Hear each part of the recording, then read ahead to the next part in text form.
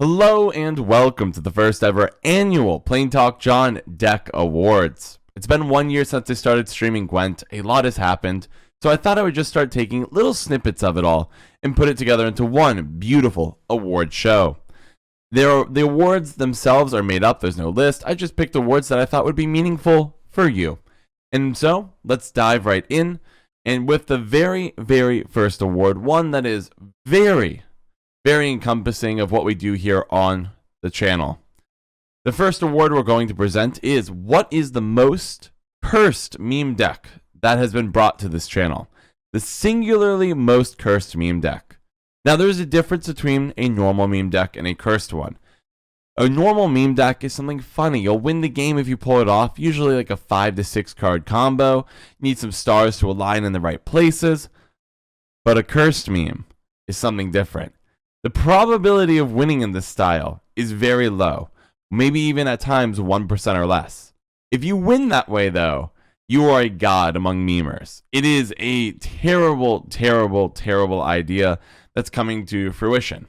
A couple examples include Infinite Damien, where you give your opponent Damien so you can impostor it over and over and over.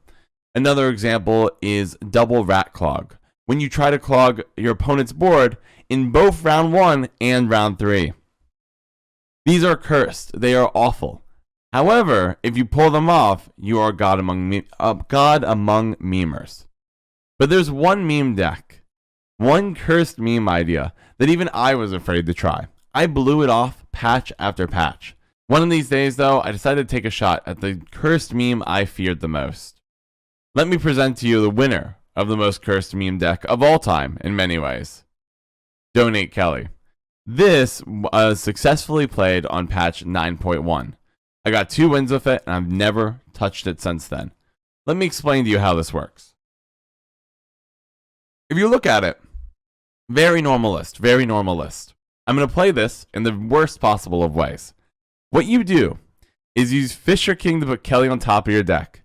You swap it over with the offering merchant, and then you play Quacks, forcing Kelly out of their deck and onto the melee row. Then you have to win the game. The idea is very simple. If your opponent has Kelly, pretty much all removal except Heatwave won't work on it. So if Kelly is enough of a problem on your opponent's side of the board, then you win the game. They can't remove it. It's invincible, effectively. Of course, I have to commit Quacks, Kelly, Fisher King, and Offering Merchant to make that possible. That's a lot of provisions to give my opponent one of the better cards in the game. It's a lot of work. Anyways, to the 2 Skellige players I beat very quickly when I was trying out this deck, thank you so much for your sacrifice. I don't know how you lost to this. It was majestic, it was beautiful, and it's because you didn't know how Kelly worked, and it was great. And I laughed really hard. I will never touch this again because I still don't know how I won any games with that. The most cursed meme deck idea is absolutely Kelly. The VOD is on the channel if you want to see it. Feel free to check that one out. Next, what is the best meme deck? That's right, guys. We need to have a best meme deck idea. And I've tried a lot of meme decks. At this point, I'm like a meme connoisseur. I'm master of the meme world. I feel very good about the idea of giving out a best meme award because there aren't many other creators I would trust to be able to really do that. So, without further ado, what do I think is the best meme award? Well, there's lots of angles I could take this from. I could look at the power level of a meme. I can look at the shock value, like Salamander blowing up a board. But I decided I would come at it from really what I think the core of all meme decks is. Making Gwent fun. Because that's what a meme deck is ultimately about. If you want to win every game and that's your joy, you play meta decks. You'll play your Syndicate Jackpot decks. You'll play your Nilfgaard Assimilate. But if you just want to have fun, you want to get a laugh, that's where meme decks come in. You want something crazy or exciting to happen, that's where meme decks come in. In many ways, meme decks are able to extend the life of Gwent, the joy of Gwent, because they let you have experiences you can't get when you're playing just to win every game. Therefore, with that established, I decided the best meme deck for the entire last year, without a doubt, was Casino Lippy. Casino Lippy showed up on 9.0. It has been a staple of my content since then. The idea is you can use Cosmo and Master Mir to create a bunch of cool cards And then afterwards, get to play them all again with Lippy. So you might be able to play awesome, cool Scoia'tael legendary cards. Play some super cool Skellige legendary cards. Cards you can't typically play more than once. You get to get them in a faction where potentially they're not even allowed, and you get to play them twice. It's a cool concept, it's a simple concept, and to kick it all off, like the cherry on top, you get Rede and Shoop, two awesome create cards that are just always fun to use. This was the original list. It had Patricidal Fury. A lot of the values of these cards have changed. Morkvarg was more expensive. Roach was weaker. There's a lot of things that have changed from this original list. Notice back then, if I was to build this list now, it's only 161 provisions. With that said, I keep updating it patch after patch after patch because I know when you play this deck, no two games are alike. You get different cards every single time, and it always feels amazing to play. So if you ever get bored of Gwent, definitely take a look at whatever the most recent Casino Lippy list is, and you'll have a blast. Excellent. I'll take a sip of the cup of coffee. Coffee. Not a sponsor of this video, but it is responsible for its creation. Next, most underappreciated deck. All right, guys, this one's a very special award. I'm just gonna complain. This is my opportunity to complain because not every deck I put together you appreciate. And there was one I remember putting it together, and I'm like, this thing is brilliant. It basically built itself. It's super cool, and you guys were like, it's there, John. And you are wrong. You are wrong. Now, I can't force you guys to try my decks, and I can't force you guys to appreciate them. But I just wanted to complain about one of them, and that is what this award is about.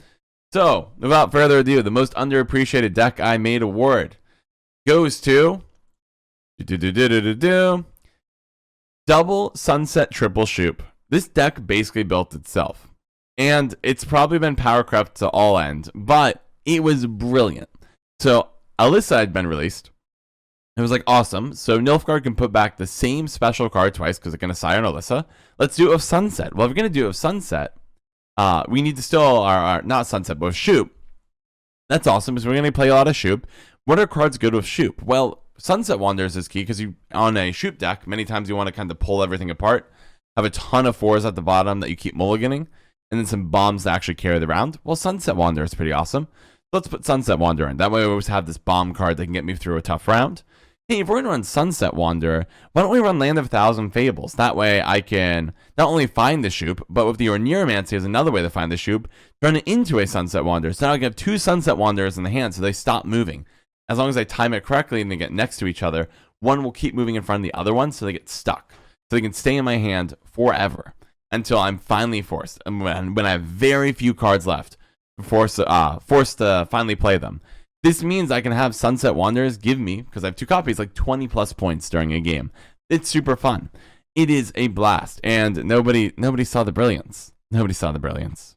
It was heart-wrenching to see that. The deck basically built itself. It was super cool. I may revisit it in the future. I just wanted to call this out though, because the deck built itself. It's like, oh, well, you have Fisher King, might as well run Blightmaker. You have a Fawn. You get to run Mage Assassin. Well, if you brick or something, you have Tactical Decision. That can help you thin your deck. It can help you find the Shoops. You have all this cool searching going on. It was just brilliant. Anyways, nobody appreciated it. So I wanted to complain about it. Then let us continue with that said. Let us continue to the next award. Strongest Plain Talk Family Idea. That's right. There have been 2 creators, and I have 2 different awards for you all, that have had a huge impact on Gwent as a whole. So there have been a number of creators decks that are a number of Plain Talk family members decks that have played, but 2 have kind of risen above, forcing CDPR or the competitive Gwent meta to change, which has been fascinating. So the first award here is the strongest Plain Talk family idea. This is going to be to the person who had an idea that really did shape the competitive landscape.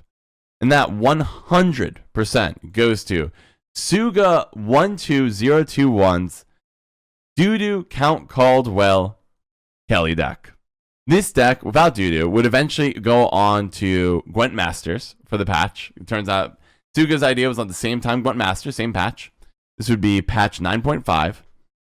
And the idea was, hey, if you're going to play Witch's Sabbath anyways, to give your opponents high power units, why not give your opponents a Count Caldwell or 2? This started off as just a small Reddit post, and I just took the idea and I published my list. My list was terrible. I missed some core cards that would be essential for making it competitive, but it was good enough and interesting enough from the Reddit post to go onto my stream and try this. Then it was interesting enough to go from mine to Shinmuri's stream, and then from Shinmuri it spread to Speci, to the Team Leviathan Gwent meta report, and then ultimately we saw Count Caldwell Kelly at Gwent Masters, which was wild. It was crazy. It was super cool. And Suga, my friend, shout out once again to you, Suga12021, for really shaking up things, showing people that memes don't have to be dreams. Memes can be reality if you're determined enough and crazy enough. So hats off to you. Next award on the list goes to most hated Plain Talk family idea. This award basically had to be created because of the result of what this person did. I found this deck by accident. This person was trying to talk to a bunch of creators about getting it going, trying to show the Gwent community what he had built. I found it in my Discord, and specifically the Plain Talk family Discord. And I looked and I saw a screenshot of a 400-point Archgriffin. And upon seeing it, I was like, yeah, I'll take one of those. I'll take one of those to go. Show me how you got a 400-point Archgriffin. Because my Archgriffins, I can get a 40-point, 50 if I'm lucky. But 400 was not something I knew how to do. Thus, the most hated Plain Talk family idea, and one so near and dear to my heart, goes to that Dave, though, and his discovery of Leticia being able to proc on herself as long as you reset the order in the same turn. This was the original list that he and I came up with. Really, I think I might have modified one or two cards off his original list. It's really all his list. Later on, I would modify it some more of like alumni and such, but the original list, the core idea here, is all really that Dave's. And to understand how hated this deck was, it wasn't hated by me, and it wasn't hated potentially by you. It was hated by Reddit. It was hated a ton by the Gwent community. So it started getting posts on Reddit over and over. So in patch 9.4, 2 patches later, this came out in 9.2. Patch 9.4, they had to CDPR actually had to specify that Leticia's tooltip now correctly shows that she can increase her own patience level if her order is reset during the same turn. That's right. CDPR was like, all right, look, it's going to be fine, right? Like, it's annoying, but like, you can disrupt it. It's a meme deck. How bad could it be? This is 2 patches later. This is patch 9.6. Leticia. Her order ability no longer affects her impatience value when the ability is reset. That's right, CDPR was like, so, we might have had a mistake on this one. We might have, after letting you guys fester for multiple patches. So, right, there's the patch where it came out, patch where it was clarified that it was good, and 2 patches later, 4 patches, right till the 4th patch, since it was since it was present. CDPR basically had to go. When it finally got to patch 9.6, hey guys, look, we screwed up. We're sorry. We probably shouldn't allow this deck to perpetually haunt the Gwent community forever. And the idea that you lose in round 1 and permanently lose the game seems a little harsh, so yeah, we should patch it out. Was it the correct decision for CDPR to patch it out? Absolutely, 100%. Am I happy they did it on a personal level? No, actually, I really liked playing Gwent. 1-round games were great. They were fast, they were effective, and it was a lot of fun. Excellent. All right, 3 more awards, guys. We're making good progress. I hope you're having a good time. Next one has to do with personal preference. I want to give a favorite creator award. I want to pick one Gwent creator to just call out because they are my favorite creator. Because to be honest, I confess something. I hate watching other people's Gwent content from the bottom of my heart. Because after playing this game for so many hours, I don't want to see somebody else play it. There's also, it's very, very difficult for me to appreciate other people's content to an extent. Because a lot of other people's content, it's kind of meme-ish or focused on competitive. When it comes to memes, there are very few other people doing the same things that can, resonate that same joy I'm seeking. They have that same creative spark. Get that amazing finisher that's like, wow, I can't believe you can do that. There are very few people who can bring me such joy. And therefore, in many ways, I'm down to one choice, one creator that is able to bring me that joy, whose content I genuinely enjoy and will actually watch. And therefore, the winner, in my opinion, My personal selfish opinion of favorite Gwent creator is, without a doubt, Fuchsia Briefs. Fuchsia Briefs is an absolute Chad, a living god among men. I don't know how much I have to really say about how excellent his content is. It's brilliant on so many levels. Not just the Gwent decks, but I will just let you guys know that the random facts he does throughout the video have made me laugh countless times. I love them. They're brilliant. They're genius. When I hear that noise, I know I'm going to read something and my mind's going to just break down and I'm going to laugh. And it's great. I love it. It's so awesome. And Fuchsia Briefs, when I did an interview together, he's like a super genuine dude. One of the nicest people in the Gwent community, period. I absolutely adore him. And he's just awesome. I don't know. I have nothing but praise for this singular man. Like, this is the only, I'll be blunt, this is the only Gwent content creator I will watch, because at the end of the day, I've done so many memes. I've seen so many games that I need somebody who can bring more than just Gwent to the table. And Fuchsia Brief's personality, the random facts, his commentary, they're all so fun that I love it. And the decks also are just, they're awesome. I don't know. The Sienna, always super fun. And I typically don't even play with Sienna. So it's like another whole meme area that I get to just see. Oh, it's so great. Nothing but praise for the man. Nothing but praise for the man. So I thought we'd end this award ceremony of two final ones. My best moment in the past year and my worst moment in the past year. Easiest way to tell what they are is actually go over to Twitch clips. These are small snippets of my streams that people have taken. You've seen these pop up on different shows. I think these two I'm going to show, I believe, have both been on Dandelion Show, or on the Dandelion Show, so you know they're good. Let me go ahead and start with the best moment. This was right after Life Coach had returned to Gwent, right before Gwent Masters 1 was finally going to get played. He was trying to get back into the game, and he was making the push for Pro Rank. And I found out from chat, just letting me know, this was his 5 out of 5 Mosaic Piece game. His first shot to get up from Rank 1 into Pro Rank. And thus we have the following situation. I got Yurden in hand. The board's looking dangerous. Roche is about to fire. And in his deck are the blue stripe commandos that he needs to win the game. Thus, let's watch the clip.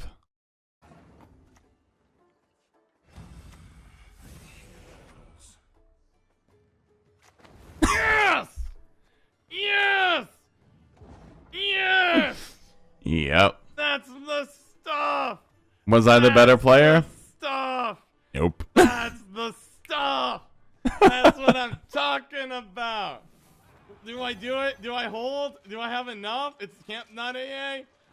Oh, we got him! We got him! Woo! We kept GG!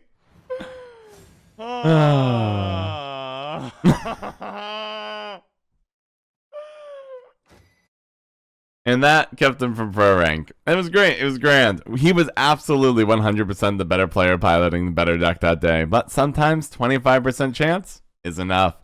Pyrotech has always, since that moment, had a near and dear spot in my heart. To be honest though, low-key, Pyrotech's one of the best card designs in Gwent in terms of randomness. You know it's coming. By playing units of armor and shield, you get rewarded for it.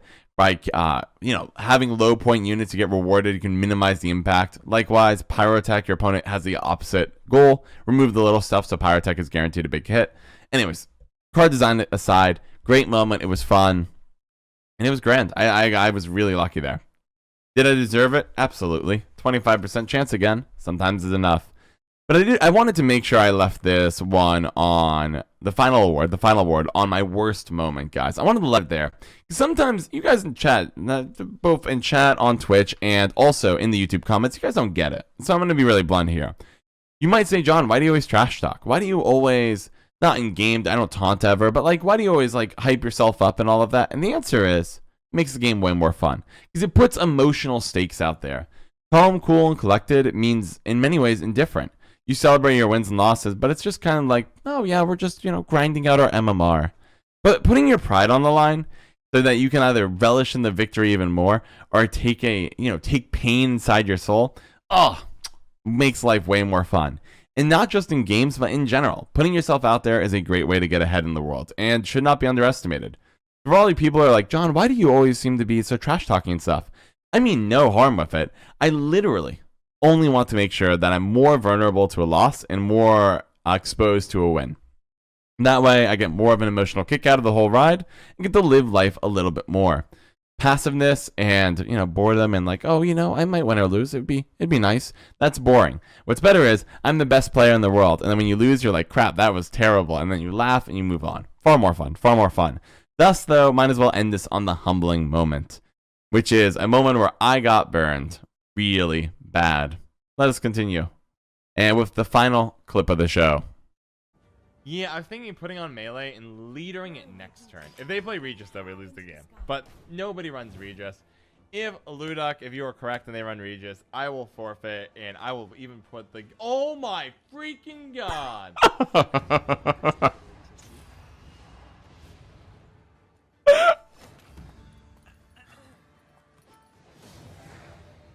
No freaking way.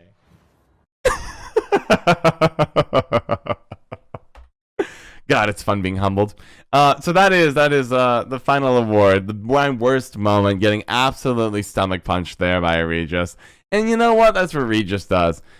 Fun fact, if you made it to the end of this video, boy, expect a lot of Regis decks this week. I think this is the time I'm finally going to do it. I've been having this content idea for a while, something called Regis Week.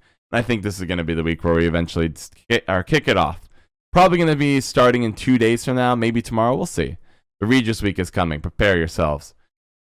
Anyways, guys, that is the show. That is all of the awards. Here's the final thing, though. I made up these awards. I made them up. I got to give the awards I wanted, but you guys can also give awards. And here's what I would say. Leave a comment down below, make up an award, and then just assign a deck or a value to it, or, pick something. So you say, this is my favorite PlainTalkJon video. Here is my favorite competitive Gwent creator, right? Other awards I didn't make or didn't select or do anything with. You feel free to leave it below, put out your nomination, and let people upvote it. In a sense, you guys can also decide the awards because you can leave the comments. These are the awards that I thought were important, that I thought would be fun calling out. But if I miss some, leave a comment, let people upvote it, and in a sense, in my opinion, it's going to count as the award. We're a family here. It would be unfair if I was the only one assigning awards. So if you want to support a creator you like, saying, here's my favorite competitive creator. If you want to say, if you disagree with me, just leave a comment below. Basically, leave a comment below. It's your way of actually making awards, contributing, and letting other people give that little thumbs up if they approve. With all of that said, guys, thank you so much for the first annual PlainTalkJon Awards, Deck Awards. I had a really good time presenting it to you. I hope you enjoyed this too. And I will see you all, you beautiful, wonderful people, in the next video. Shoutouts to Ahmed Ali, Suname81, McRandar, and Winston for all their generous and ongoing support on the Patreon.